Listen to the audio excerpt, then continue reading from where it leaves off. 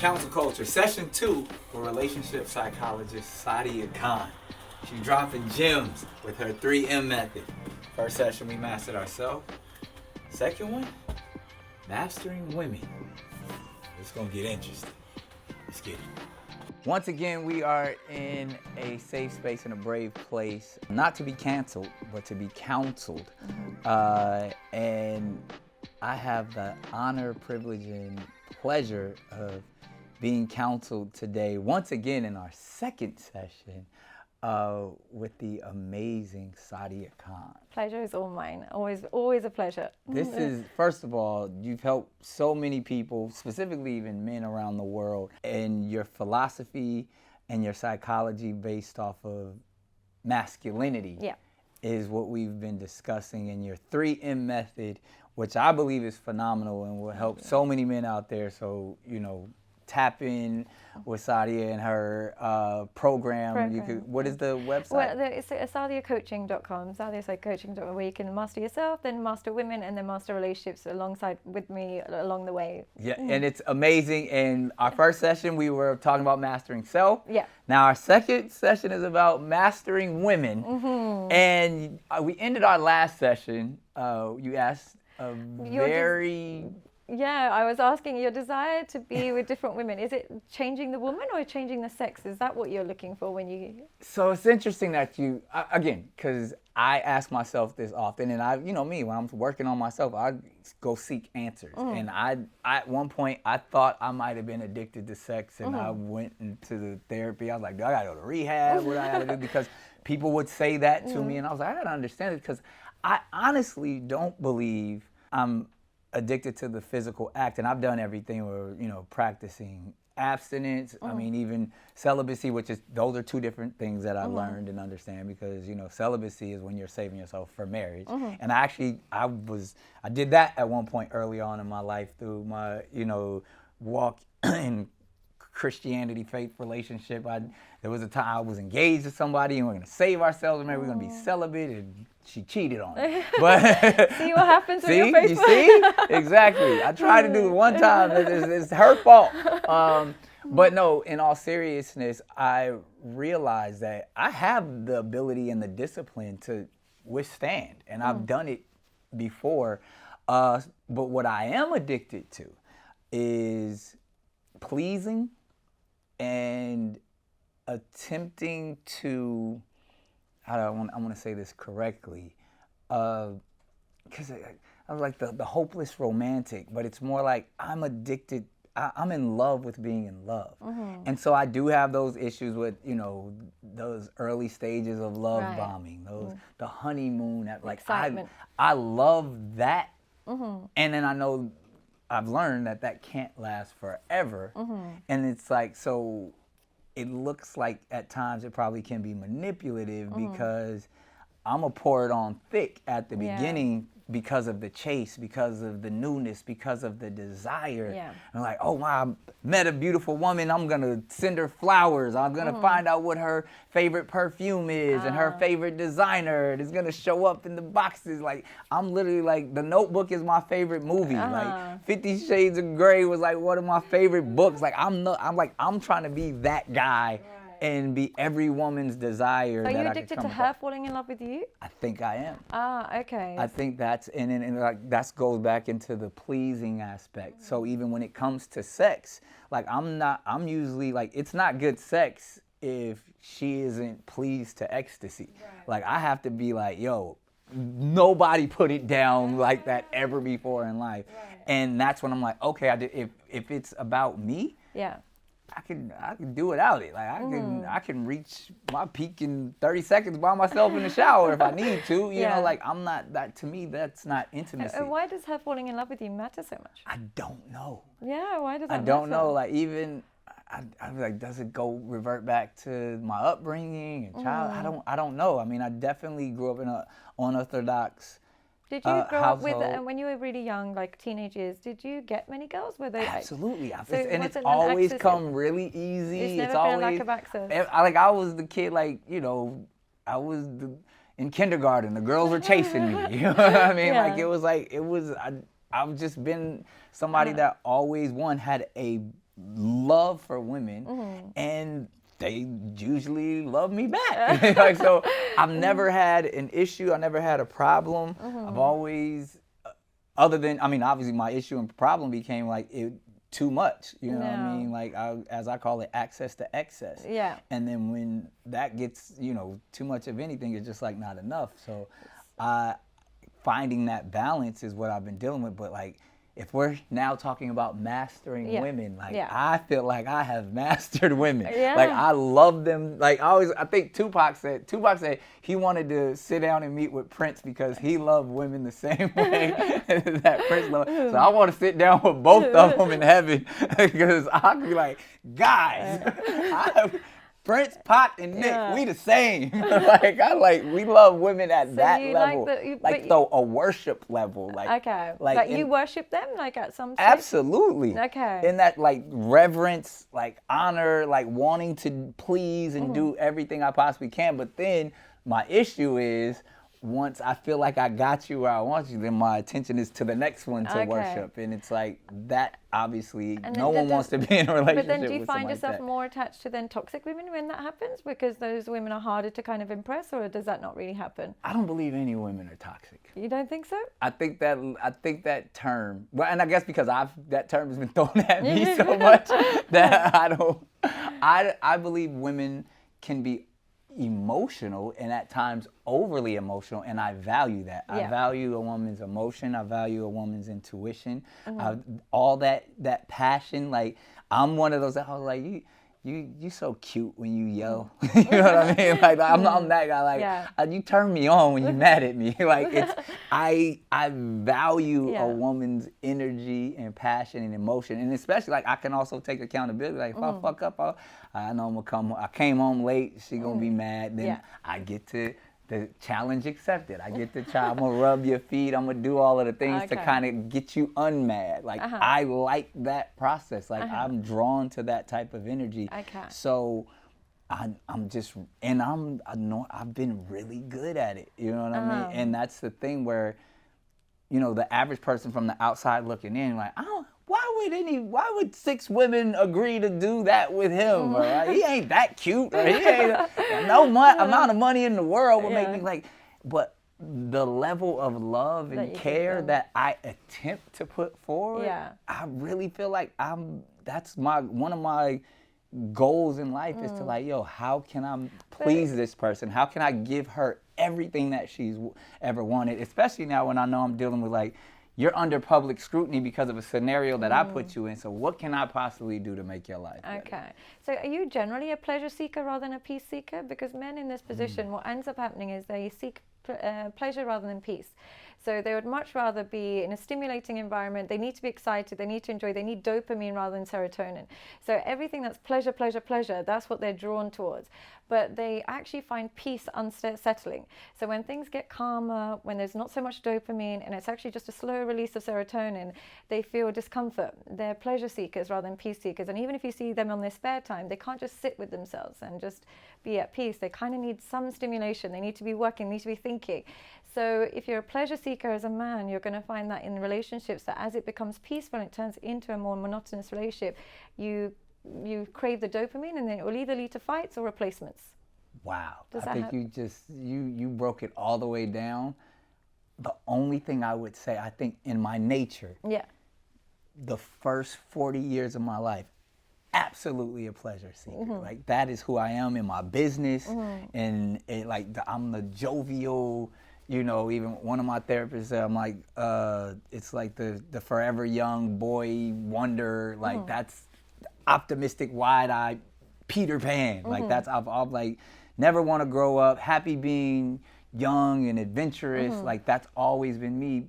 But now, because of a lot of my decisions and mistakes and the exhaustion of the life, like, now I just want peace. Now you're getting there. I think now I'm getting to that space of like, you know what, how can we just calm this down? And that's as a father of 12. Have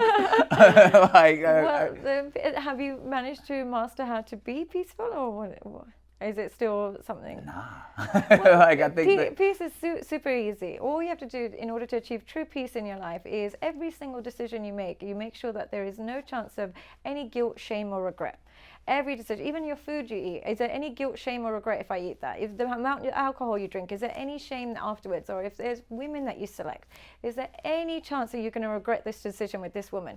If there's any chance of regret, people who have peaceful lives just don't do regrettable decisions. They monitor their choices in their life, and they make decisions on a day-to-day basis that practice self-control so they don't regret the repercussions of their actions.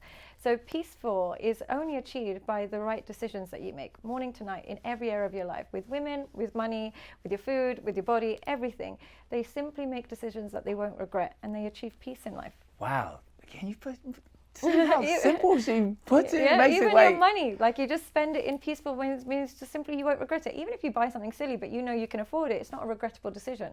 But if it's going to put you at a loss, it's going to cause any regret, you simply don't do it. And particularly with women, the men that suffer the most when it comes to women is they're such pleasure seekers. They seek a woman that they just like, they lust after her. The problem is a lot of the time those women that they lust after, every man lusts after. Yeah, so there's lots of competition, and then they might get the wrong woman pregnant, or they might end up marrying the wrong woman. She's then stealing all his money. She's then releasing videotapes of what they did. She's then extorting him and this, that, and the other, and they're filled with shame and regret afterwards. They can't have a peaceful life like that. right. So if you select women that there's even a 10% chance you're going to regret it, she's going to ruin your life if you get on the wrong side, you can never have a peaceful life. But when you choose women that even at her worst, she still behaves in a way and carries herself in a way that will respect you and your family, you won't regret that woman, and you won't regret that decision. You'll have a peaceful life. Y'all hear that? She just gave us the sauce. She just gave us the keys. And that's like with these men that date these really a lot younger girls, or the women that they're just trying to have sex with, and then she releases tapes, or she releases this, that, and the other. You probably knew from day one, this girl, if you get on the wrong side, you're going to regret this.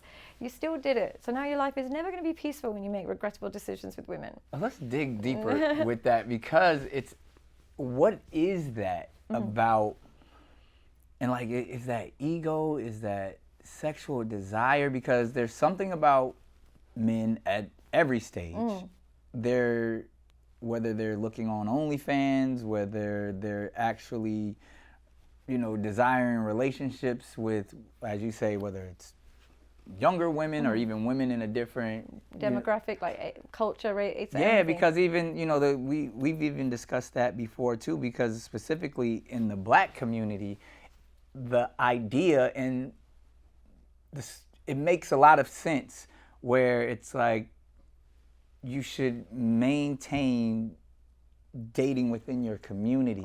There's a safety in Black men being with Black women, but for whatever reason, Black men often date outside of their community and have no problem dating, all types of women. So then we get the stigma a lot of times of one not wanting our own Black women, which I don't believe is true at all. But because we make decisions outside of our culture and our then we like, oh, well, you wouldn't mess with that white girl. Whatever happens to you, good riddance. And it's it's your own fault for choosing outside of your culture. But what I would say, and I think this is a really unfair rap that Black men get, is I grew up with lots of Black men. I grew up in London, lots of Black men, and it's not the case of that they like other races or they don't like Black women. It's just that they have access to every other race. Other races want them. Now there are Chinese billionaires. Say it again. Say it loud. It's not their fault. Other women want them, and I say this like I'm growing up in London. I moved to Dubai, and honestly, you can be an Arab girl, Chinese girl, white girl. You can be Hispanic. They'll all date Black men. But now, when it comes to there's Indian men that are billionaires. There are Chinese men that are billionaires. They stay in their own race. Now, is that entirely because they, love their race, or is it because they don't have universal appeal? So the fact that Black men are dating outside of their race, it's not because they love other races. I actually think they like Black women more than anything. Yeah. It's just that other women flock to them and don't let them stay within their own race. I really don't. I see so many women whose dream is to have a child with a Black man, or they just want a Black man more than anything else. And they dream about it, they think about it, and even when they date white men, they'll talk about it. So like, what do you expect? It's not the same. They're not sitting there having conversations with their white guy and saying, can I get a hall pass for a Chinese man? They're not saying that. So is it really Black men choosing white women, or is it that other? I don't believe it's their choice to be with other women. I think other women don't let them live like with just black women. And I think if you give a black man a choice, they will usually choose black women. Yeah. They usually will choose black women. Or if they go to other races, it's because she has black women features. It's not really because, so they love their blackness. It's just that we all love your blackness. And so you don't get a choice. I have to agree with you, Yeah, Sadia. because I just don't like even when they say things like, oh yeah, the black men sleep with so many women and they're never faithful. Sorry, Bob, in your house, you would love to be unfaithful, you just can't. So like, it's just, I think it's not really about black men. I think it's the appeal they have and the testosterone. And I really think it boils down to masculinity. They exude more testosterone and masculinity than other races. So they become universally desired by women. Now, this is not all women. I'm just saying in general, they have more. You could travel to any country, you join Tinder, girls will match with you. It's any country. Now, if you do that same thing as like I don't mean this to stigma, I'm saying this as a South Asian woman. If you say that as a Pakistani man or as a Vietnamese man, you don't have the same luck. So is it really you seeking other women or other women seeking you? So we'll go right back to what I say and what I suffer from specifically in the space of women, but I think this applies to all types of addiction and just lifestyles, is the access to excess. Is when an individual has the access to as much as he wants, there's gonna be a downfall. Yeah. So even with me attempting to find balance and peace, because again, it was all about pleasure up until a certain space where I'm like, all right, I've had it all. I've had the access. I've been that individual to where it's never been a challenge for me to at least get a type of woman. Maybe, you know, of course, individually. Yeah, of course. But there's no race I've that's got some L's before. You know what I mean? But I was like, I've never had an issue of like, it's just, but that becomes my problem. That becomes my issue. Therefore, I have 12 children with 6 different women. That's where God is useful. Right. Yeah, that's where 100%. finding God would be really useful, because self-control is going to be difficult to exercise yourself. I have no self-control. Yeah, and without self-control, it's unfortunately you can't have a predictable future. If you have no self-control, one day you might be married with kids, the next day you might be flying to Thailand and getting married to somebody there. Like, you've got no predictability in your life and your future, so your life feels imbalanced. But if I know that, then it's fine. and I'm comfortable with that, and that's chaos. like, I know I'll never be married again. Yeah. Like, and not in that, especially not with the government, you know, and a contract and all that. Like, I can make covenants in that sense of dedication, and like, to me, like I said, this next 18 to 20 years are all going to be focused on my children and being the best father. In my 60s, who knows what I'll do, but hopefully that'll be that peaceful stage that I could just sit back and appreciate and have no regrets. This kind of love for women and desire for women, has it held you back or propelled you into a great life? Like, do you enjoy that? It's propelled me. Like, it's everything about, like I said, I love my life and every experience that I've had. I've never, you know, like I said, we're gonna knock on wood again, but I've never been in a scenario where a woman was my downfall. Okay. You're super lucky. Yeah, and most of the women in my life have elevated my life. And you're a diagnosed narcissist, and you've been so lucky with women. Isn't that amazing? I mean, but that's what because this is my work. What I've noticed is women are far more loving and loyal to men that display narcissism than the nice guy who's just too placid and too passive. Talk more about that. Tell me why that is. Women are far more faithful to a narcissistic man than they would be a nice guy, because there's something in a man that, you know, if he wanted to, he would just leave. At any point, if you push him too far, he'll replace you. It propels a woman to either meet his needs a lot more, or at least be like in some kind of competition where she works for him. Is it part of her nature that she just wants to do for her man, and if there's a fear that he may leave and go build this household elsewhere, that brings out a better side of him? Wow. Yeah, it brings out a better side, because we've evolved to compete for men. We've evolved, like, one man goes and gets food and hunts and gathers for like lots of women. So we need to be on the top of the hierarchy if we want survival. So when we know that he hasn't got any options and he's never going to walk away, you mistreat him. We treat him like shit. Like, literally, and this is the main Fellas, are y'all listening to this? They're treated like shit. And it doesn't mean you have to be narcissistic to a woman in order to get a good treatment. It just means that when she knows that she can get away with bad treatment and you ain't going nowhere, there, you bring out the worst in her. She'll become the narcissist. Wow. So because I feel like you said something similar in reverse there, where if they have a willingness to walk away. Yeah. Then you behave. This is a key that men have forgotten because, especially in America, they think that you just have to be loving, loyal, everything. And I agree with that. But at the same time, you should be loyal to how a woman treats you, not just because she's a woman. End of story. So if the treatment is bad and she's misbehaving, then there has to be a willingness to walk away. And what modern men have done, and what's really ruined their masculinity, is they don't have boundaries. They are either so narcissistic and have too many boundaries, where they're just like, fuck you, and they just replace her. Right. Or they're too warm and loving and have no boundaries. They're like, okay, you can do whatever you want, no problem, no problem, no problem. To get a masculine version of boundaries, you have to simply have the boundaries, but you're still very loving. You're loving, you're good to her, but if she treats you badly, you have a willingness to walk away. If you don't have that willingness to walk away, women can smell it off you, and they'll treat you terribly. And the men that have the least willingness to walk away are the ones that are too lustful after the sex. They worship that woman's sex. And when she knows that you worship her sex, and she knows that you can't replace her sex, she gets more and more abusive. Interesting. So I want to offer this up because, again, like we talking about it, and men and women both have this now, to me more than ever, is options. Yeah.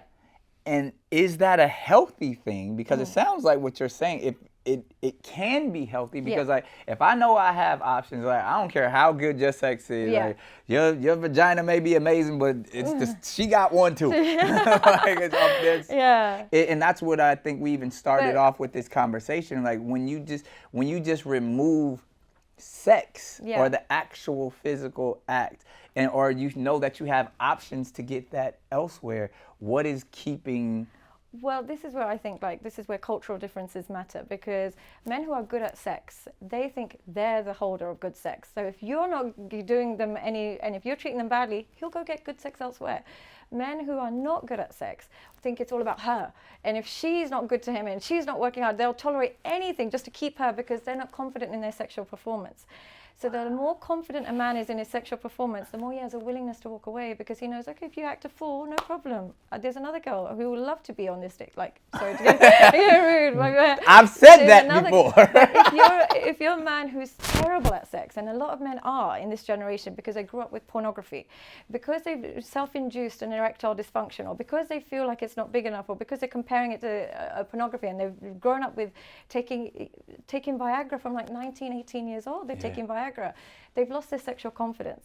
So what ends up happening is when they're with a woman who abuses them, cheats on them, treats them badly, because they're now walking around with this small D energy, they'll stick there. They'll be, okay, whatever you want, I'll stay with you. So a man's self-confidence is so linked to his sexual performance. And when he is actually low self-esteem, what that really means is he's not confident in his sexual performance, because that will be the determinant of what you tolerate in a woman. If you're good at sex, you'll tolerate very little bad behavior. You're like, okay. So then how does it work in reverse? For women? Like, do women have that? Do they wear their sexuality the same way? Because I mean, what you just said made perfect sense. Yeah. But does a woman hold value in her good sex as well? Especially in this day. Like, does she, if she knows, like, I got one the thing I would goods, say, I'll leave. Because it's not, again, because in the same time, because if a man is promiscuous and knows that he has a bunch of options, he's praised. If a woman's like, I'll go fuck 30 other guys, then at some point she's going to be deemed as a whore and all of those things. But it's the treatment she gets out of those guys nowadays. If she fucks other guys and they're buying her cars, rents, everything, and this is why I know it sounds terrible, but the female equivalent to black men in dating is Latin and Russian women. Why? Because they're fantastic at sex. And that's why they are, if your man treats them bad, doesn't pay her bills, isn't treating her right, bye. They fall in love with what a man can offer her rather than him. Because they don't attach any commitment to him. Like, if you're going to treat me badly, you're not going to pay my bills, you're not going to look after me, bye, bye, bye, bye. Because they also have that sexual hierarchy. They're at the top of that. Wow. And I don't think people realize how much being sexually desired puts you in a completely different dating pool to everybody else. So Russian and Latin women behave similar to black men. Right. You don't act right, bye. You're going to cheat on me, I'll cheat on you with your dad and your brother. What are you going to do about it? So that's how they move. That's so interesting that you put that, because obviously even as we get into our next session, it's about relationships and mastering the relationships. But right now, we're still talking about about this idea of mastering women, Yeah. in which we really got into the space of mastering your sexuality Yeah, and that's your how you master performance. women. The key to mastering women is mastering your sexual self-control. And what I mean by that is either you're so good at it mentally and emotionally, you're so good at your performance that you don't put women on a pedestal. You only put the way she treats you on a pedestal. If she treats you great, absolutely, you love her and be loyal to her. If she treats you terribly, no problem, I'll keep it moving. But you can only get that attitude when you're confident in your physical performance. There are so many men that stay loyal to women who abuse them, treat them badly. And my first question in therapy session is, have you got any erectile dysfunction, or is there something broken? That's the first question. My first question. I'm like, why are you taking this nonsense? I love her. I go, no, this has nothing to do with love. There's something broken in your sexual performance. I know that for a fact. Well, I was addicted to pornography and I do sometimes get erectile dysfunction, and she's the only person that can make me ejaculate. I'm like, there you go. You are not confident with replacing her because you don't want to go through the embarrassment again. Wow. And I know it because of the energy they give that woman. It's that small d energy, like, please, you can treat me badly, you can cheat on me, no problem, I'm going to stay with you no matter what. That only comes when there's something broken, because a man's because do you know what made me realize this? And I blame black men for this. Because I used to be walking down the street in London, this is obviously when I was younger, and there'd be like, other guys would come to me and they're super nervous around me and blah, blah. And then I'd get a homeless black guy be like, girl, what are you doing tonight? Blah, blah, blah. And I'm like, where's all this confidence coming from? And I couldn't understand it. He would approach me. BB energies. And I'm like, what's wrong with you? How dare you come up to me? That black dominant energy. With so much, like, what are you doing tonight? And I was like, who are you talking to? They're like, girl, you know what and it was you know what I ain't got no house, but I can tear that ass up. And I couldn't believe he had the audacity to even come to me and then ask me for $1 afterwards. I was like, what is going on? And I realized hilarious. it's because men unconsciously know their goal when they're talking to women is to get them in bed anyway. So when he comes to you with confidence, it's because in his mind he knows when he gets you there, you'll be fine, you'll be good. But the men that come with you nervous, what they're really signaling is, when it gets to that stage, I'm going to be nervous, I'm going to be anxious, I'm not sure if you'll like it. Wow. So they give off this energy which they don't realize is so linked to their performance, and they don't realize. And this is why modern men are hardly sleeping with women, are so nervous, are totally simping over girls and tolerating so much. It's because they've hijacked their sexual performance by the use of pornography. They're growing up with it, and so they can't perform well. I keep hearing that, like, I've been hearing this theme over and over about how pornography is literally ruining the generations completely. And you're talking specifically in the space of like confidence and their sexual prowess, but even more so of like what it does to the mind and this is wow. It ruins them, and what it does is that they start really young. So they firstly get hijacked by it. They're using their hand rather than using a vagina to practice. So when they do meet a woman, it doesn't feel anything like what they're used to. They can't perform, they get all this anxiety, they start taking testosterone. Women are very clear when they're not happy with you in that area. When you can't get an erection, they'll make you feel really bad. So what these men end up doing is turning to escorts. They're constantly paying for sex because they're paying for her silence. They're paying for her lack of feedback. They don't want her to say that was shit. They want it, so they're paying for her lack of feedback. That's what they're truly. And then they'll say, "Oh, we're just paying her to leave." And I was like, "That's not true. You would beg her to come back if you could. If you could afford her, you should be there every day. You're pretending you're paying for her to leave, but truly, paying her not to judge you. Yeah, you're paying for her silence, because if it was truly, look, and again, this is where I use black men as an example sometimes to my clients. I was like, do you think that a lot of the time they don't even pay? They just get on Tinder and they'll tell a girl, come to my house. They don't even pay for a date. They pull up. And I said, you go to your local gym, there'll be a Tyrone that is sleeping with your wife for free, and she's paying for his protein shakes. And it's terrible. Yeah, you're going crazy right now. I grew up in London, you can tell, right? Nah, but that... I'm sorry, like, Vikram, I know you bought her a house and you bought her a car and everything. She's sleeping with Tyrone and paying his bill. And it's terrible. And it's because... It's reality. You pay for a woman's silence when you're paying for escorts. You're paying for her not to judge you. You're paying for her to accept your poor performance, and you're paying for her not to tell anybody else. Wow. Whereas when you are a man who has sexual confidence, you want the free publicity. When you sleep with a girl, you want her to talk about it. Tell everybody. You're like, tell your friends. You want the free publicity. Yeah. Wow. Okay. Well, this session just blew my mind. In so many ways. I mean, you were just speaking so many truths, and I don't think a lot of people have heard it that simple or that overt. But what's interesting, and as we get to, you know, our last and final session is, I think you said it was like, this is a different type of relationship when a person is sexually desirable. Yeah. And that's it sounds like the average person isn't that. The average person The isn't average that. person isn't going around having all of the women that they want or having all of the men that they want. The average person is seeking monogamy. The average person is seeking a healthy relationship that, which I agree with. It's good for them. that they can find, you know, their person, their partner. A lot of people believe in soulmates, and hopefully if they find that person who is their person, all of these things that we're talking about that may be insecurities will find a balance, and you'll find a woman who loves you for whatever your sexual performance is, and you'll find a man who desires you, and you're equally yoked in that balance. So I would love in our next session, because you just blew my mind in this session, but to kind of find that common ground and that balance of what the everyday individual to get that loving is relationship. getting there. Because individual like me, I think you were speaking to me in these first two sessions in such a way to where it's like, oh, a lot of this is definitely clicking. But I've also have the understanding that I don't live the ordinary life. Yeah, this is something. I've never lived an ordinary Yeah. life. You know, I've had access to excess since I was a teenager, and so the way I move throughout the world and the universe isn't the same as a person who may not have the confidence. As an individual who really just desires one partner. And you know, the picket fence lifestyle. They want 2 kids and a dog, and you know, they're fine with that being life. So I think as we get into, you know, the final master is mastering a relationship.